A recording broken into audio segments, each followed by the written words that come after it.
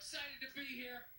I have been doing stand-up forever, and this has always been a lifelong dream of mine to come here and host Saturday Night Live, so thank you so much for coming out.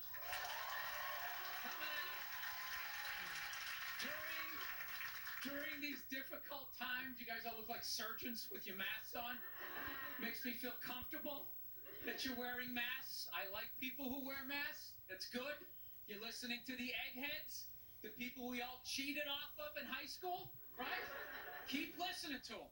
And then if you don't wear a mask, that doesn't bug me either, right? Take out your grandparents, you know? Take out your weak cousin with the asthma. I don't care. It's your decision. There's too many people. It's a dream come true. If you're that dumb and you want to kill your own family members, by all means do it. Stops you from reproducing. It's literally a dream come true.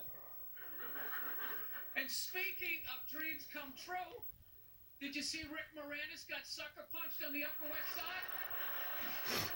New York is back, baby! New York is back! Yes! We lost our edge there for a minute. City started looking like a giant Bed Bath & Beyond, and then bam! Oh, Ricky took one in the chops. It had to happen. That's what happens when you stick an M&M store in Times Square. All right? The universe has to balance itself. Get the peep shows back in Times Square. Old people can walk safely 40 blocks away.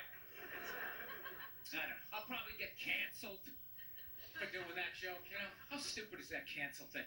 They're literally running out of people to cancel. They're going after dead people now. They're trying to cancel John Wayne. It's like, yeah, dude, God did that 40 years ago. They're all up in arms. They're like, did you hear what he said in that interview in Playboy in 1970? Can you believe that? It's like, yeah, he was born in 1907. That's what these people sounded like.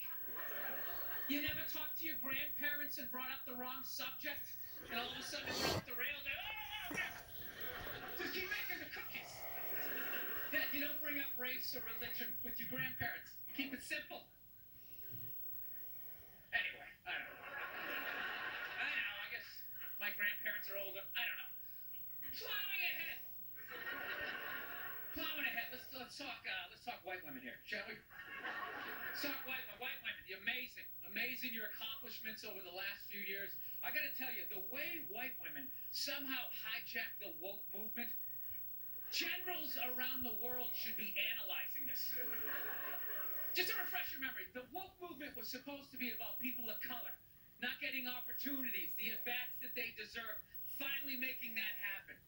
And it was about that for about 8 seconds.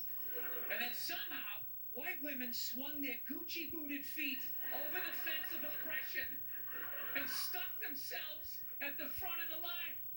I don't know how they did it. I've never heard so much complaining in my life from white women. My name is hard with my SUV and my heated seats. You have no idea what it's like to be me. Trash and white guys, the nerve. Where's the camera? The nerve of you white women. Listen, I don't want to speak ill of my bitches here, okay? I know. Well, let's go back in history here, okay? You guys stood by us toxic white males through centuries of our crimes against humanity. You rolled around in the blood money, and occasionally when you wanted to sneak off and hook up with a black dude, if you got caught, you said it wasn't consensual. Yeah, that's what you did. That's what you did. So why don't you shut up, sit down next to me, and take your talking to.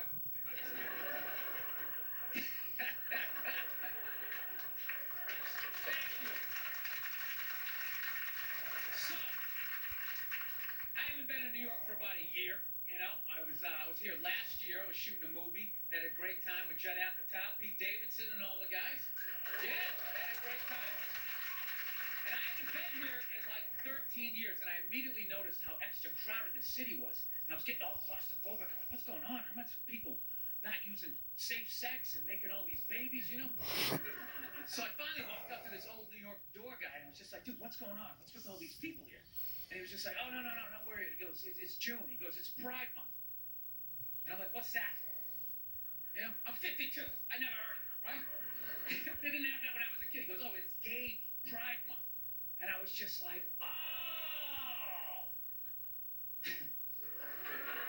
Dude, you know when you're just like stuck in the Matrix and you just can't, everything's just pressed up, you can't see anything? And then somebody gives you that little nugget of information that just pulls it back. It's like, why is it so crowded? It's Gay Pride Month. Ah, tank tops. 0% body fat. Two guys kissing. Rainbow flags. Ah! I didn't know that. That's what I learned. The month of June is Gay Pride Month. That's a little long, don't you think? For a group of people that were never enslaved.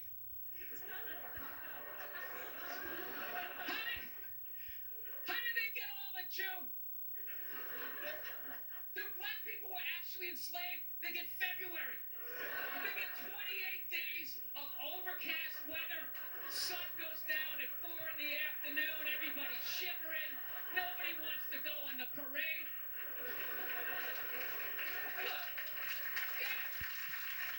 How about you hook them up with July? These are equator people. Give them the sun for 31 days. There's gay black people. They can celebrate from June 1st, June 31st, 61 days of celebrating. All right, that's all my time. We got a great show for you guys, everybody.